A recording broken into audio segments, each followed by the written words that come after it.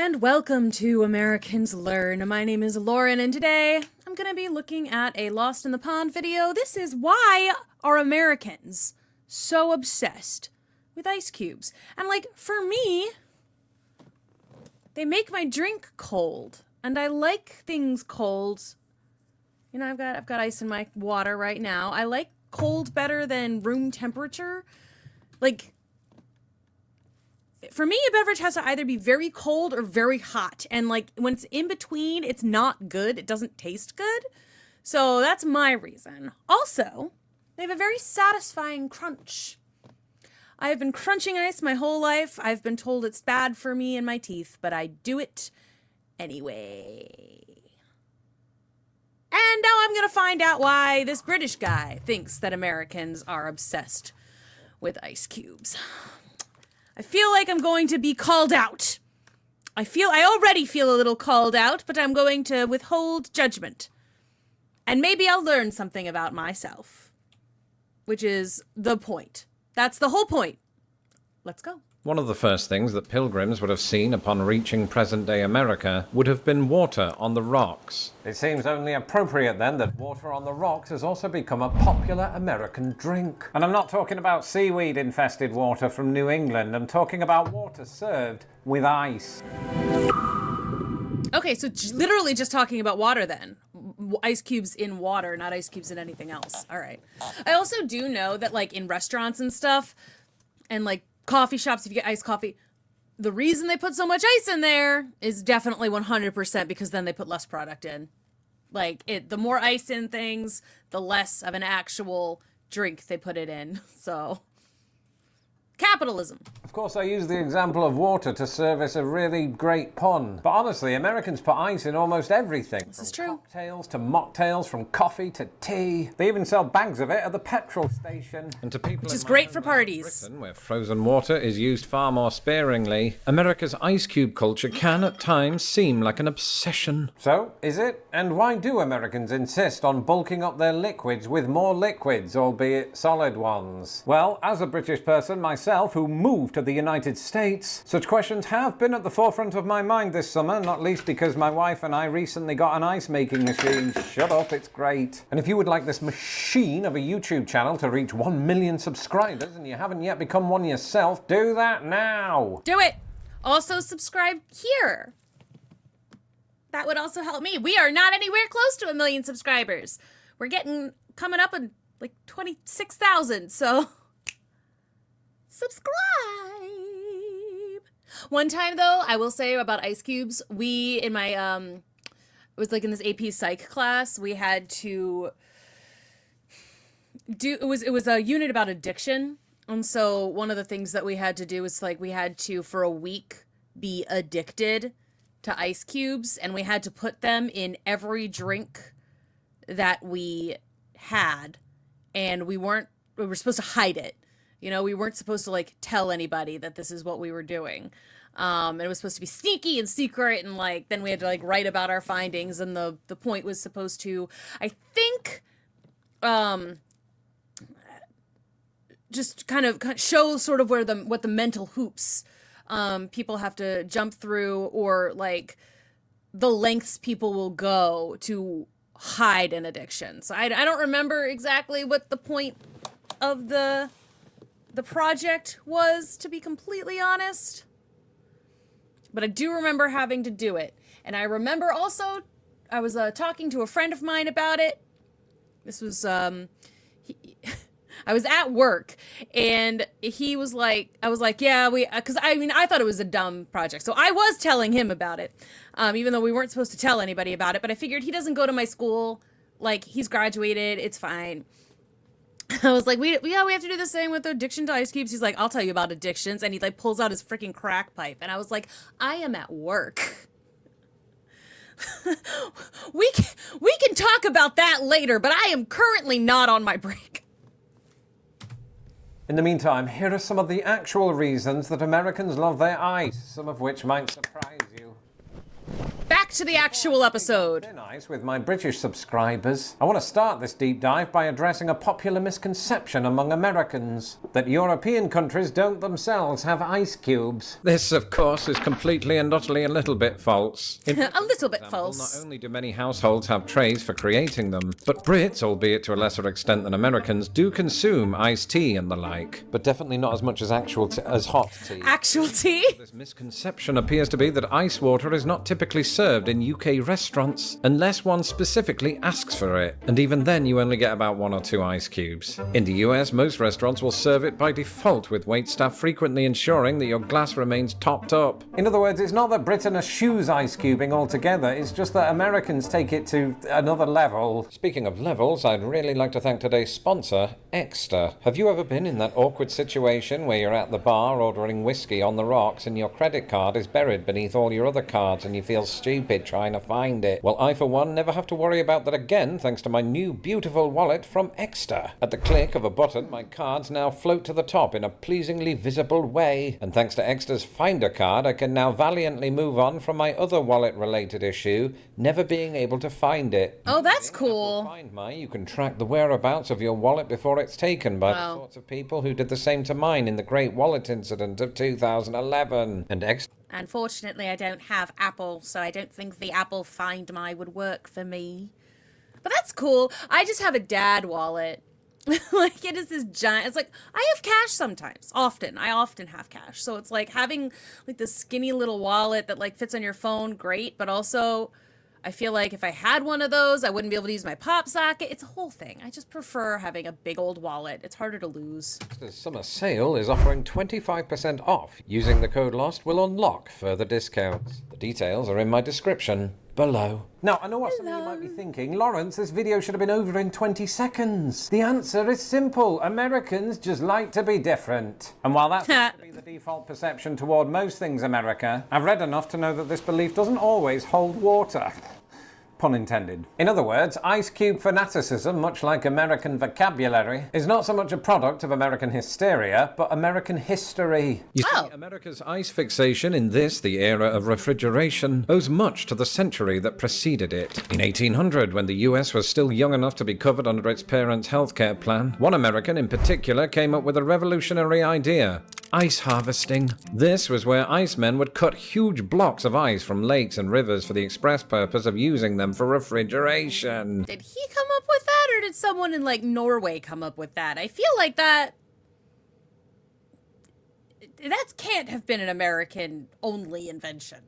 That can't be. They were sort of like ice cubes, but for giants. In fact, the blocks weighed up to 300 pounds, which is roughly equal to 3 large dogs, or The Undertaker. Because this was during a time when icemen didn't have a direct line to Charles Xavier, they had to enlist horses to transport the ice, which would then be stored in special ice houses from where it could be exported.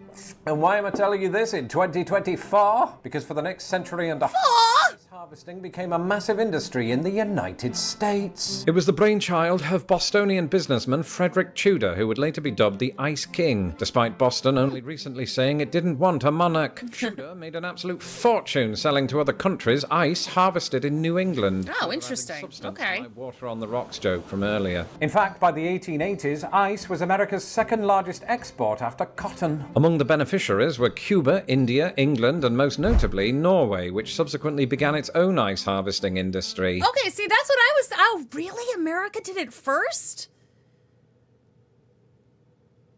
Oh, okay. If Lawrence tells me so. Okay.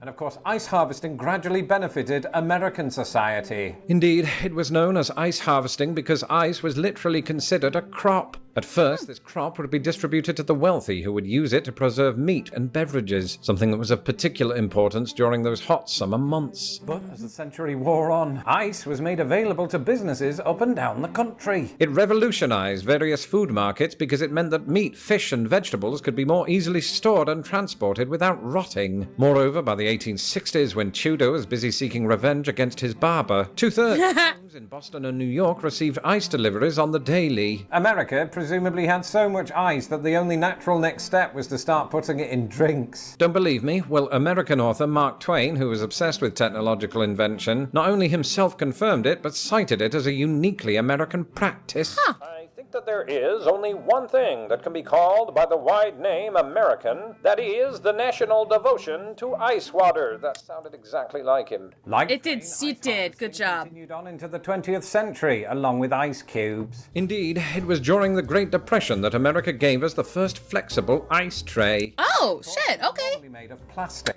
but back then, metal trays were all the rage. Around the same time, General Electric rolled out the so-called monitor-top refrigerator, the world's first mass-produced residential fridge. And the rise of the personal refrigerator soon led to the mass production of its cousin, the freezer. By 1948, around 90% of American homes were equipped with a fridge. Compare this to Britain, still reeling from the economic effects of World War II, where only 2% of homes could say the same. And I feel like this also, like the rise of refrigeration in America, even if it was like, I mean, I think in the 30s and 40s, it literally was the ice box. So they would just put the ice in the metal box. But like the rise of refrigeration led to some true atrocities in American cooking. It was bad, y'all. The refrigeration boom ultimately meant two things. Number one, America's love of ice cubes had now reached a level of convenience that would have made Mark Twain do this with his face. And number two, by the middle of the 20th century, the ice harvesting industry, which had then existed for 85% of US history, died out overnight. In doing so, it left behind a legacy still felt by the global food industry today. But it also played a central role in establishing America's warm relationship with ice. Okay, history schmistery, you might be thinking, but why are Americans still doing this in 2024? Can't they just cool it? Well, that's exactly what they are doing. You see, just as British winters don't deliver nearly as much ice as those of the northern United States, British summers are not nearly as hot. Oh. When I heroically traversed the Rockies in 99-degree heat, anything less than ice water would have been an insult. And when I say I traversed the Rockies, I meant that I walked up a hill in Utah. The point is... That counts. That kind of does make sense if we deal with a lot of more just heat in general than Europe would. I mean, he's talking specifically Britain, I guess, not Europe in general, because I'm like, Spain gets hot, France gets hot. But I think that since America does have to deal with such wild temperature fluctuations, especially in the summer, like it was in the 90s all last week. It's been hot. It's been hot here. I guess it makes sense. You want something that'll cool you down a little faster. Of ice cube has persisted in America partially because its devotees derive practical use from it. Of course, as heat waves become more common in the UK, might the same thing happen there? After all, the UK did eventually get on board with refrigerators, with that 2% figure rising to 97% in the years since. To me, this seems unlikely. Not only is that like comparing apples and oranges, but UK fridges and freezers are typically much smaller than those in America. In other words, not every British family has the real estate to prioritize ice cubes, especially when feast ice creams exist. In America, not only do larger units mean more space for ice trays, but some models even have an ice cube dispenser, as I found at my previous address. And we don't have one of those. We have to just deal with the old-fashioned ice tray. I think our freezer actually does have the capability of creating like an ice. Like, it's like, oh, you can have an ice maker, but we would have to buy the stuff for it and install it ourselves. Like, and it certainly wasn't one of these. Or you just push the thing into the cup into the little lever and it ice falls. We don't have one of those. I loved crushed ice. That was my babe. I love crushed ice so much. But again, it has such a nice crunch. some of my more observant subscribers might be thinking, wait a minute, what happened to the big fridge that came with your house?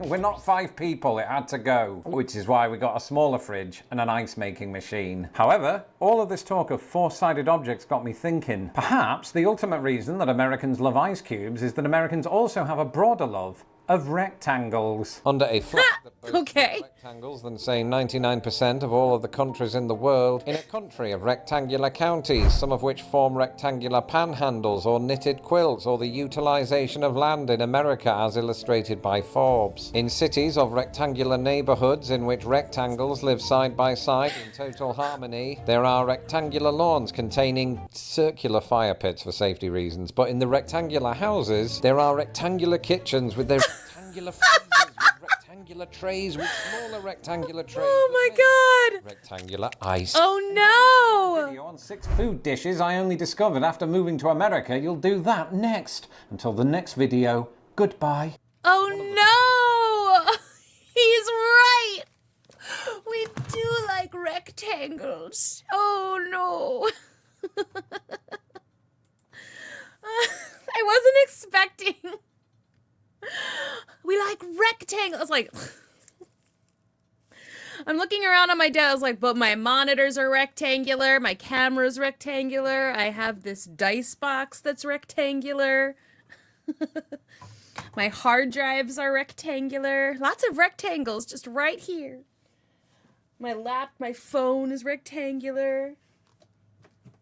Let's see, I'm just grabbing all the things I can. My laptop is rectangular. This is my beautiful laptop. Just drink it in. Drinking all of these these fantastic stickers. Look at the skeleton. That's my favorite one. That's my favorite. That was my favorite. Anyway. Rectangles galore. I love to find a new conspiracy theory. This one I'm gonna co-opt and take and just treat as absolute gospel. So, thank you all so much for watching. I do hope you enjoyed. I hope we learned something today about Americans and rectangles and ice. My ice, this though is circular.